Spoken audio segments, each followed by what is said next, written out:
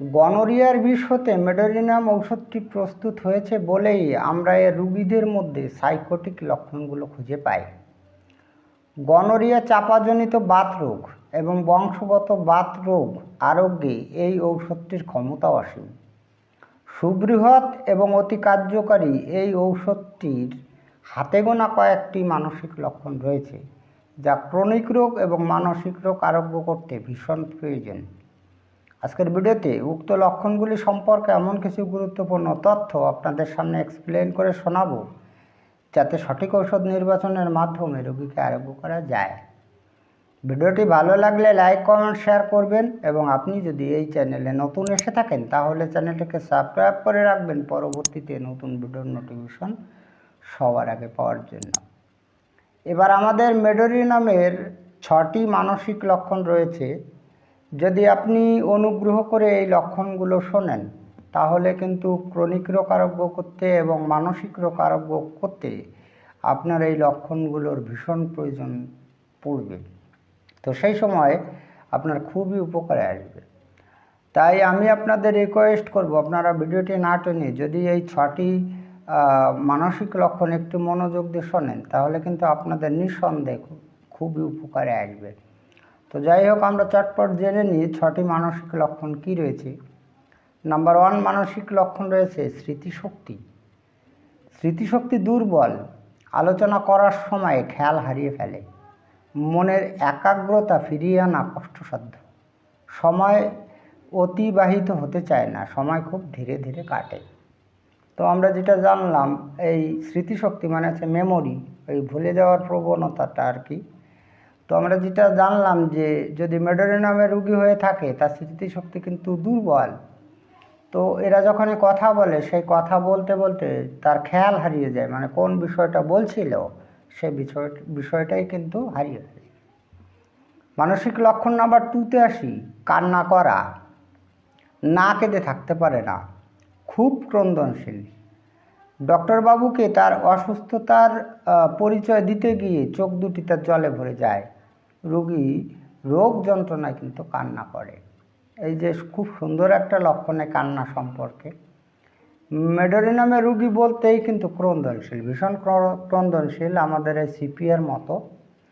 তো এরা ডক্টরবাবুর কাছে তার রোগ যন্ত্রণা বর্ণনা করতে গিয়ে কেঁদে ফেলে এবং রোগ যন্ত্রণার জন্যই কিন্তু এরা কিন্তু কান্না করে। মানসিক লক্ষণ নাম্বার 3তে আসি, রয়েছে ভয়। অন্ধকারে ভয় পায়, রোগের জন্য মৃত্যু ভয় হয়, তার পিছনে কেউ দাঁড়িয়ে আছে এই ভয়েও করে।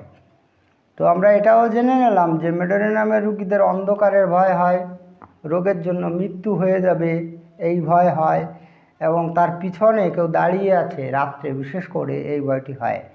আর এই যে পিছনে কেউ দাঁড়িয়ে আছে এই ভয় হয় বিশেষত মহিলাদের ক্ষেত্রে এই লক্ষণটি পাওয়া যায়। মানসিক লক্ষণ নম্বর 4-এ আসি, রয়েছে ব্যস্ততা।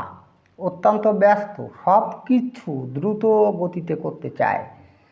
তার ব্যস্ততা এত বেশি যে তাড়াতাড়ি করতে করতে সে নিজেই কিন্তু এক সময় হাঁপিয়ে পড়ে। তো আমরা যেটা জানলাম যে মেডোরিনামের রোগী কিন্তু ভীষণ ব্যস্ত, সমস্ত কাজ কথাবার্তা সব কিছু ব্যস্তভাবেই করে। তো সে মাঝে মধ্যে এত দ্রুত গতিতে বা ব্যস্ততে করে যে সে ব্যস্ততার জন্য সে নিজেই কিন্তু এক সময় হাঁপিয়ে পড়ে। মানসিক লক্ষণ 5-এ আসি, রয়েছে আশঙ্কাগ্রস্ততা। আরোগ্য সম্পর্কে হতাশ হয়, পাগল হয়ে যাবে এই আশঙ্কা করে, বিবাদ তৎসহ আত্মহত্যার চিন্তা করে।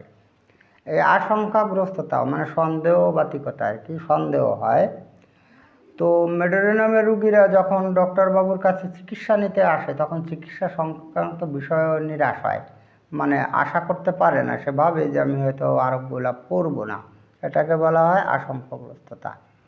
তো সে মনে মনে ডক্টরবাবুকে কিন্তু বলে ফেলেন যে ডাক্তারবাবু আমার মনে হয় আমি পাগল হয়ে যাব। তার মানে সে এটাও আশঙ্কা করে যে পাগল হয়ে যাবে। আর এরা কিন্তু বিবাদও করে, মাঝে মধ্যে ঝগড়া, এবং এই বিবাদ করে এরা কিন্তু আত্মহত্যা করতে চায়। মানসিক লক্ষণ 6-এ আসি, রয়েছে বাচালতা। মেডোরিনামের রোগী কিন্তু অত্যন্ত বাচাল। ডক্টরবাবুকে তার রোগের কথা বলা সত্ত্বেও মনে করে কিছু বুঝি বাদ পড়ে গেল। তো আর একটা জানলাম যে আমাদের এই ম্যালেরিয়া নামের রোগী কিন্তু বাচাল। তো কোন বিষয়ে বাচালতা বিশেষ করে প্রকাশ পায়, তার রোগের কথা বর্ণনা করতে গিয়ে সে কিন্তু বর্ণনা করে, তথাপিও মনে করে যে কিছু একটা বাদ পড়ে গেছে। তার জন্য এই ম্যালেরিয়া নামের রোগীরা মাঝে মধ্যে বলে, কত রোগের কথা বলবো ডাক্তারবাবু, মনে থাকে না, এই হচ্ছে তার রোগের কথা কিন্তু বলতেই থাকে। তার মানে বাচালতা, তার রোগ সম্পর্কেই কিন্তু ডক্টরবাবুর কাছে এই বাচালতাই প্রকাশ পায়, এবং সেটা রোগ বিষয়ে নিয়ে। তো যাই হোক, আজকে এই পর্যন্তই। খুব তাড়াতাড়ি ফিরে আসবো নতুন গুরুত্বপূর্ণ বিষয়বস্তুর ভিডিও নিয়ে। দেখা হচ্ছে নেক্সট ভিডিওতে। ততক্ষণ আপনারা ভালো ও সুস্থ থাকুন। জয় হ্যানিম্যান, জয় হোমিওপ্যাথ।